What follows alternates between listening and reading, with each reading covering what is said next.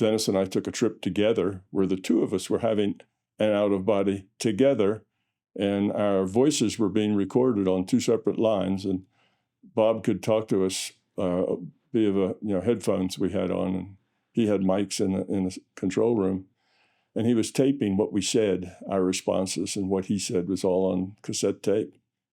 That shows you how old it is. Cassette tape. Most people listening to this probably don't know what a cassette tape is. There was an A side and a B side, and you had to wind it back. Yeah. So anyway, Dennis and I had this adventure, and we were supposed to stick together, and we did.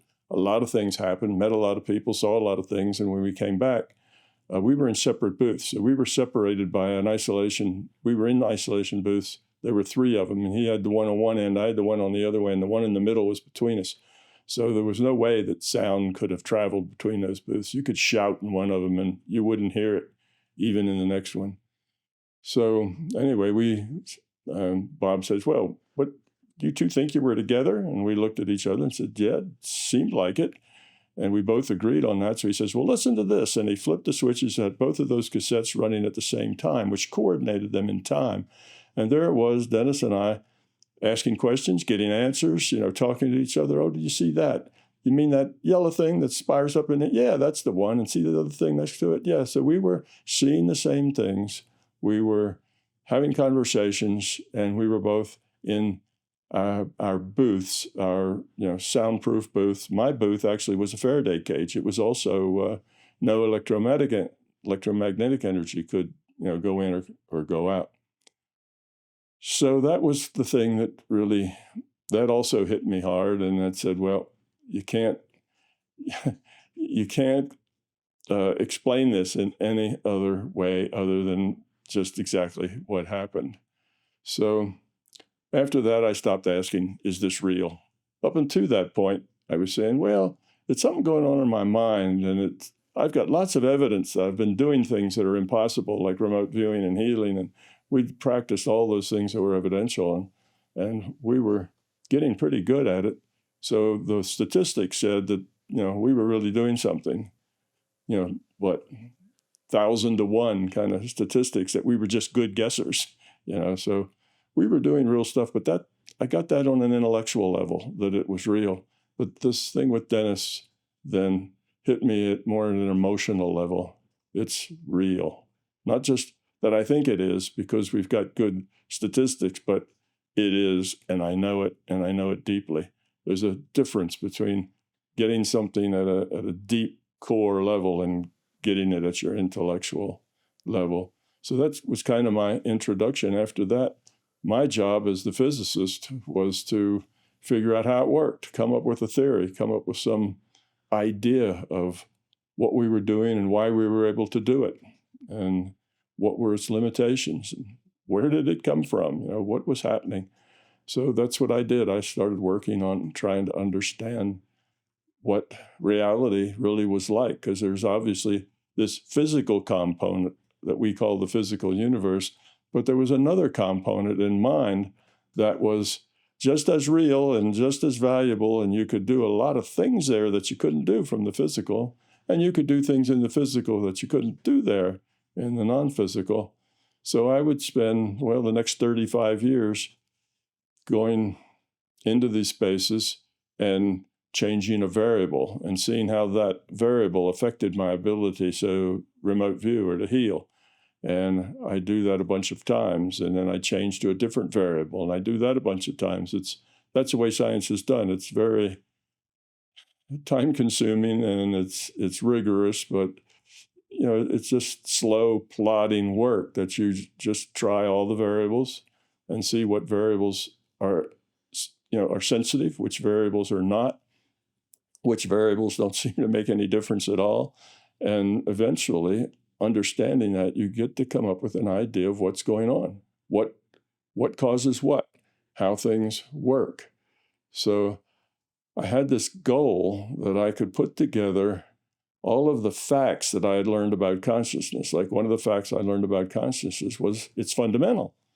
And I knew it was fundamental because from a state of consciousness, from when I was in the consciousness realm, I could fix things. I could change things here in the physical world.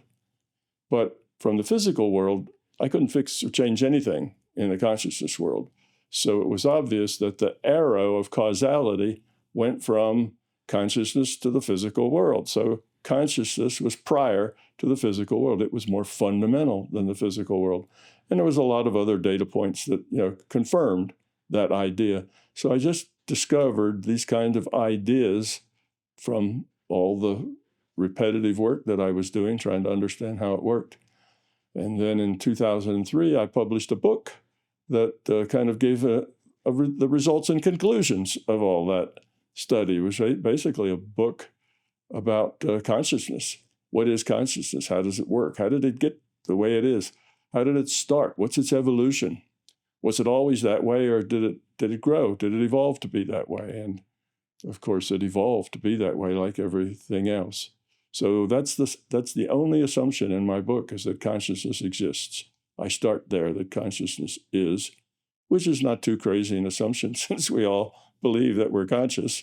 So it's not too weird of a place to start. So anyway, that's where it started. And then about two years later, after the book was published, I published all three at the same time. After the books were published, I got an aha moment, kind of triggered by a friend of mine, and then I suddenly realized that I could derive quantum physics from my understanding of consciousness. I could tell scientists why quantum physics says that at the bottom level of reality is probability, not matter. And that's, of course, the big question mark in quantum physics. That's why it's weird science. It's not matter-based. It's probability-based entirely. And then I realized why it was probability-based. So then I started thinking, wow, I solved that one. That's the kind of the biggest mystery in physics that there is. What about relativity? Well, the big thing in relativity that is a kind of a fundamental assumption, but they don't really know why it's like that, is why is the speed of light a constant? The speed of light is always a constant.